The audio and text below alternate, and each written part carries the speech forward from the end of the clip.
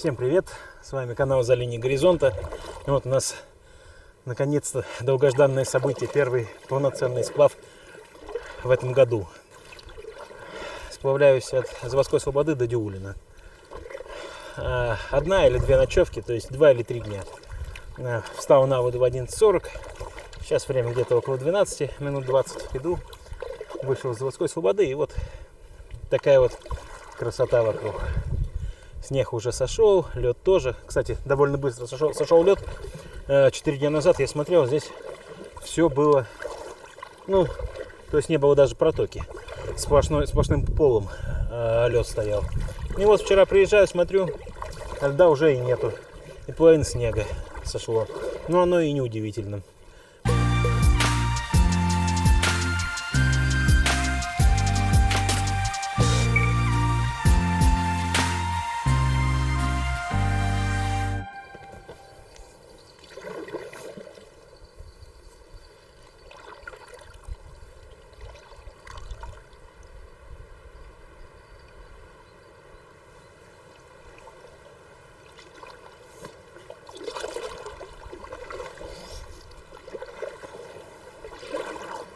Ну а вот осенью мы здесь останавливались.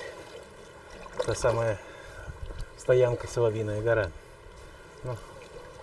Не знаю, похоже, не похоже, вы знаете. Вот 2 дуба, которым я предрекал, что этой весной они рухнут наконец в речку. Но пока вот стоят. Может быть, значит, не в мою смену. Давайте мы тогда не будем нарушать традиции и поднимемся, посмотрим, как здесь весной.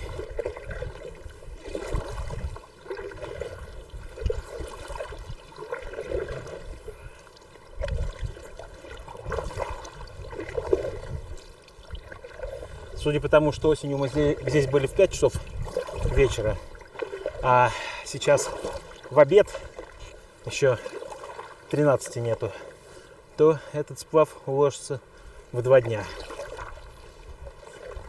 Да, бобры здесь поработали как надо.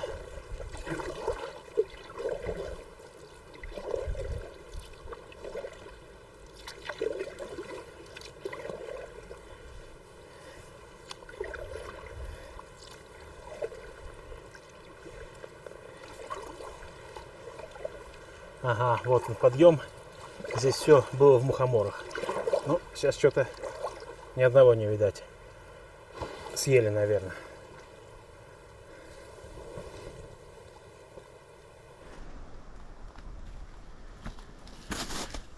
Опа. Давайте поднимемся, посмотрим, что там. Интересно же.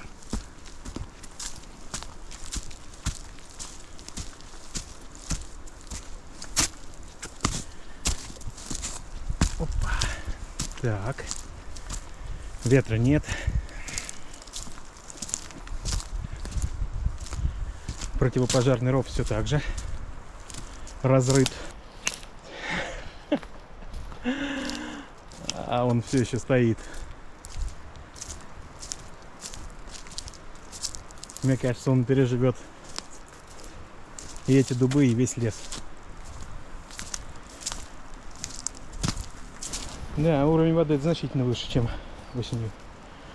Начала уже собираться с болот отовсюду.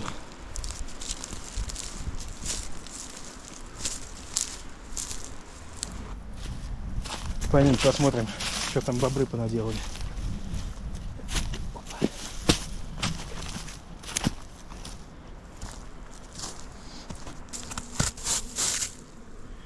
Сок начал с березы идти. Из пенька. Потому что в целом живая. А вот эту начали подъедать. Она тоже живая. Но пока что сок очень скромненько идет. На срезе видно, что сок у березы проходит по краям, рядом с корой, а в центре ствола он сухой. Тут ничего не выделяется. Видно прямо кольцо мокрое вокруг, а центр нет. Так. Поэтому вывод: если собираете сок, нет смысла глубоко долбить ствол. От того, что вы его глубже проткнете, больше сока не будет. Ну и как бы нужно не варварски к этому относиться, а так, аккуратненько, чтобы не нанести вред дереву. В общем, какой вывод? Собирая березовый сок, не будьте бобрами. Можно будет сегодня попробовать собрать. Такс, ну ладно. Чего, наверное, двинули дальше. Какая ж красота и тишина.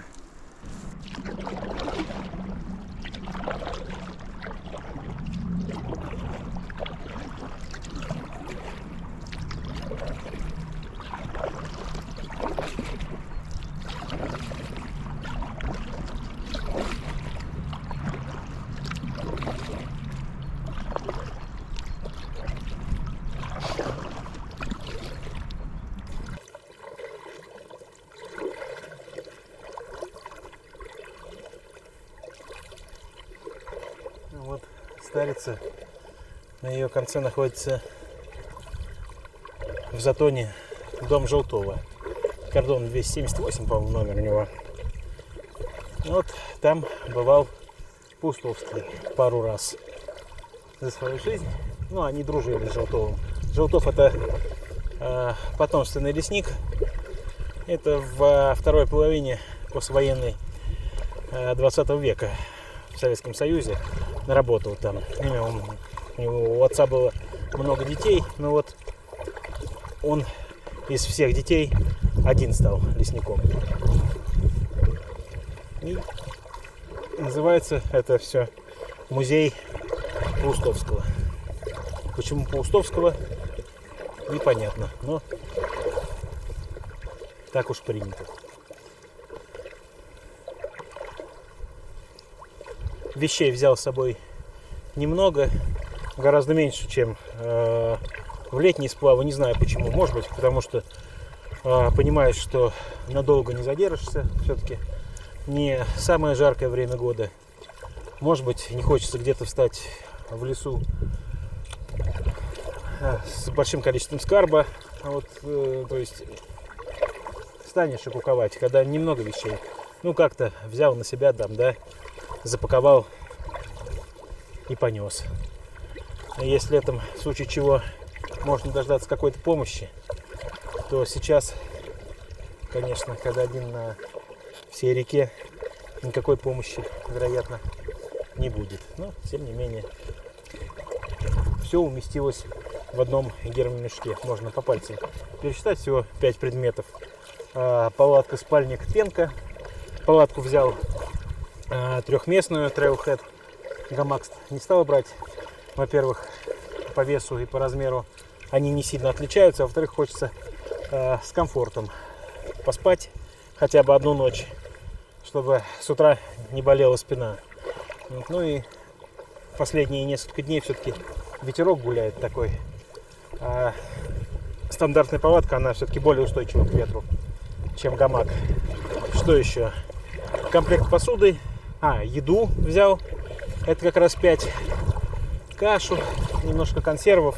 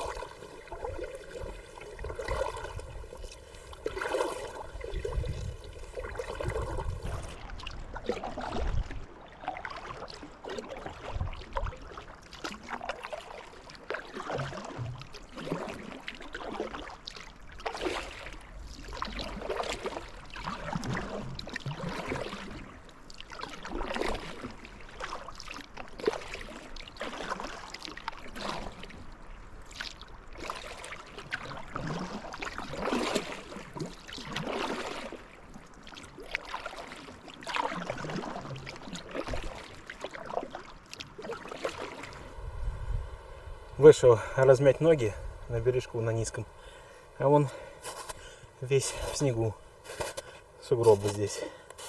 Но все равно проталины начинают появляться. А в проталинах вода. Красиво очень. Солнышко вышло, дымки больше нет, но по небу пошли тучки.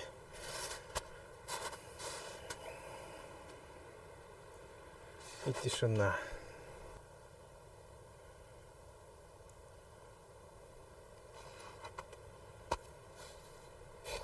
Вот сколько рек есть, да, в центральной части России. Ну, примерно такие же, да, песок, сосна, чего-то еще, может быть, смешанный лес. Но вот настолько родных и близких, как правило, настолько живописных, но не встречал.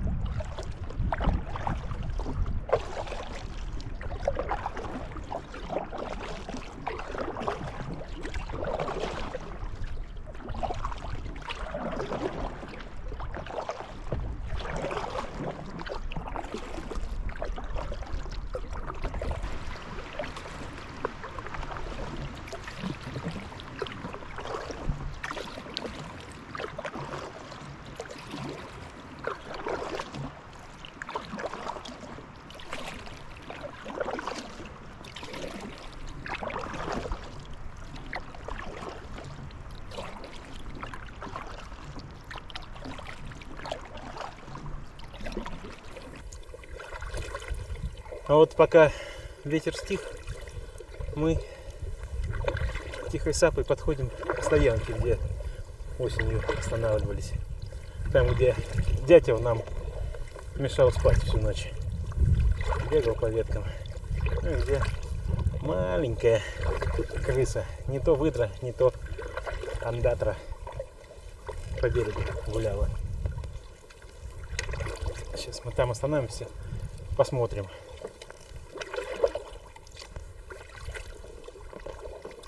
Как изменилась стоянка и изменилась ли вообще. Сравним со старыми кадрами.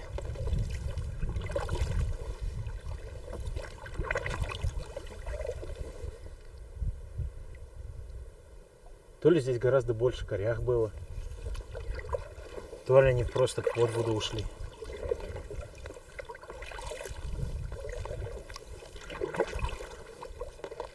Осенью лес желтый-желтый стоял. Ни одного листочка не было на земле. А сейчас все березы голые. Но зато на их фоне сосны выделяются.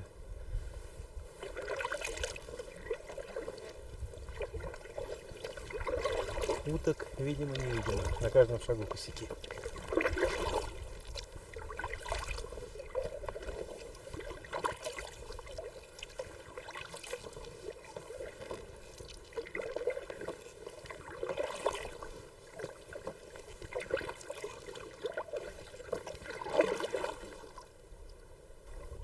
Такое чувство какого-то настолько глубокого умиротворения, что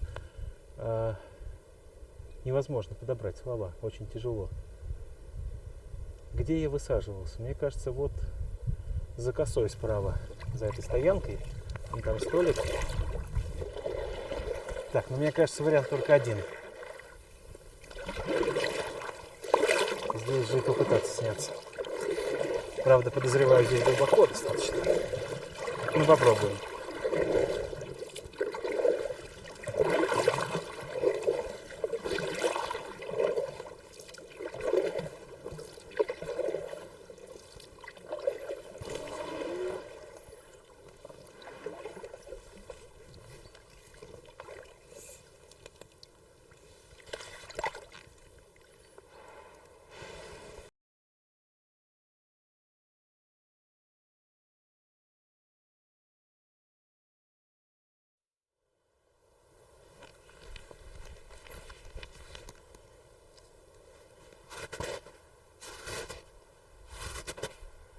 Ну, вот так вот выглядит наша осенняя стоянка.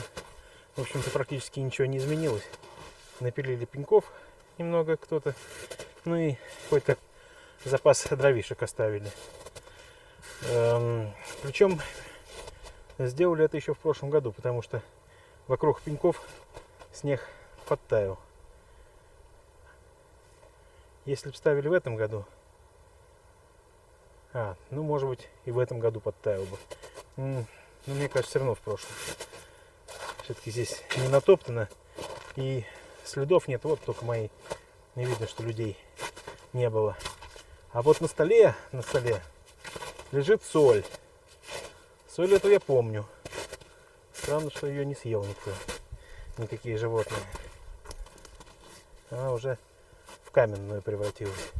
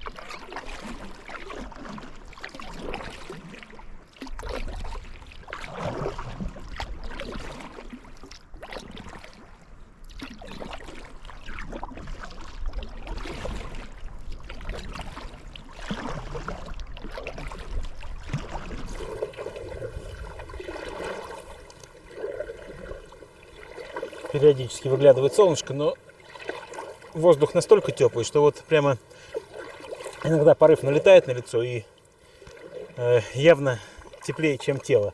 То есть греешься об него, не остужает.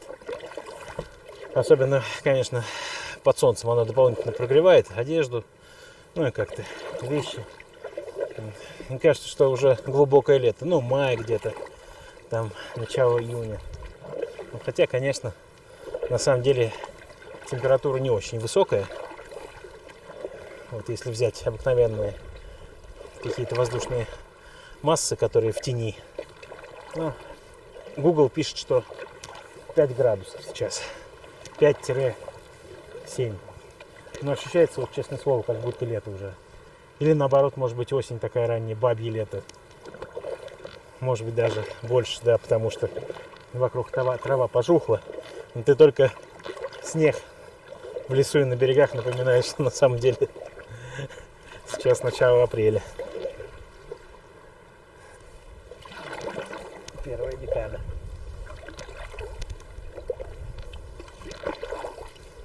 Вообще, конечно, безумно здорово.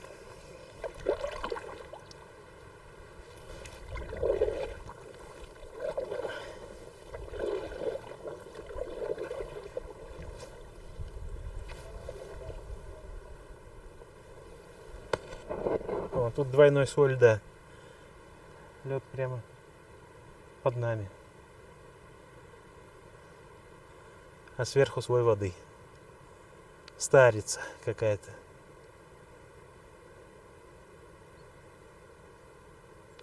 Вот за что я люблю бескаркасные надувные с плоским дном.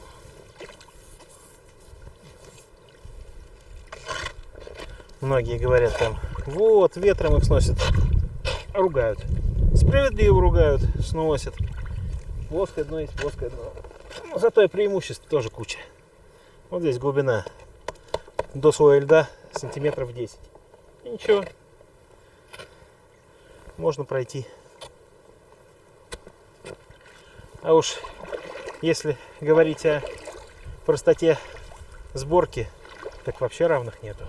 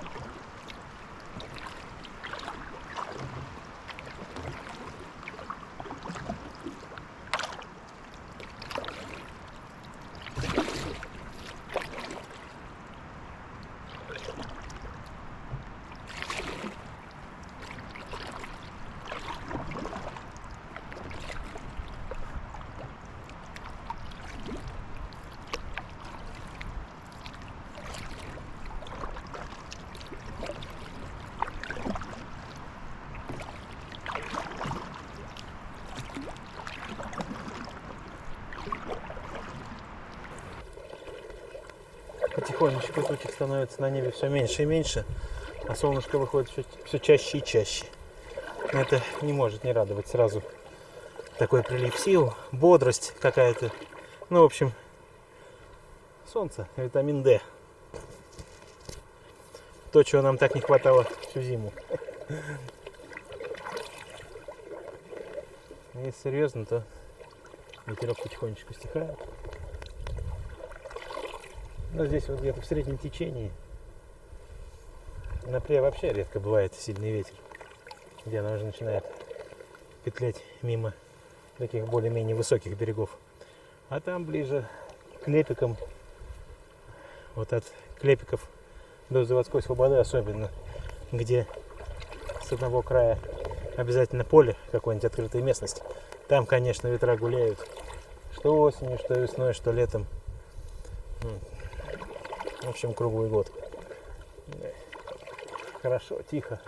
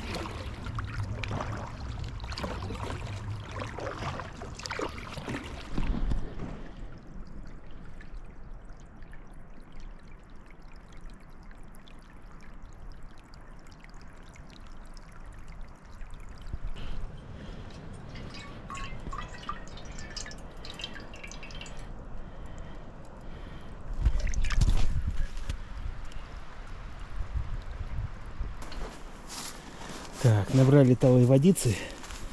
Там все-таки, по-моему, меньше торфа, чем в основной реке. Но есть шанс, что она почище. И продолжаем путь. На вечер есть что попить, с чего сварить чаю.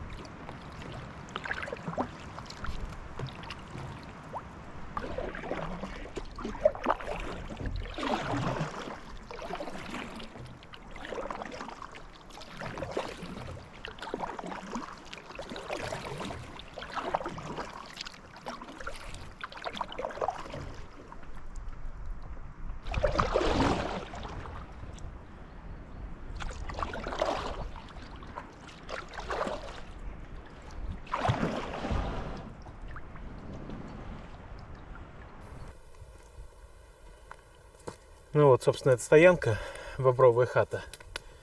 Она оказалась гораздо позже, чем я ее ждал. Практически напротив Ольгина. Прошли мы сегодня 10 километров уже. Ну, это если по прямой. А осталось по прямой до Дюлина 14 километров.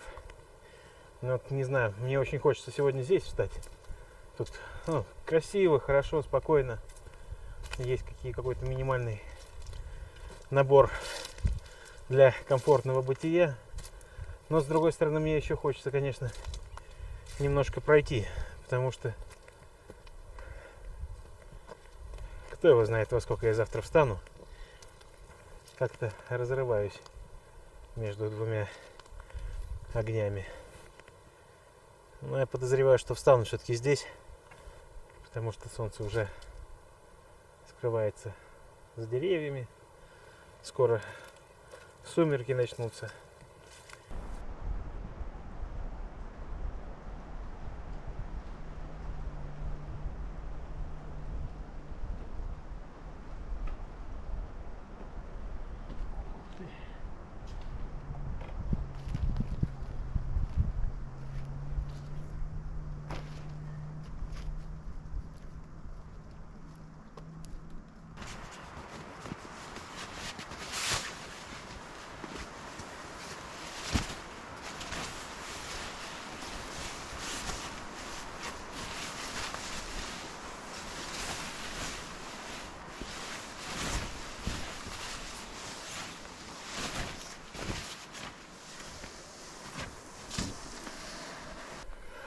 Ну что ж, день прошел. Прошел я меньше половины. Но это ничего, потому что стартанул с обеда.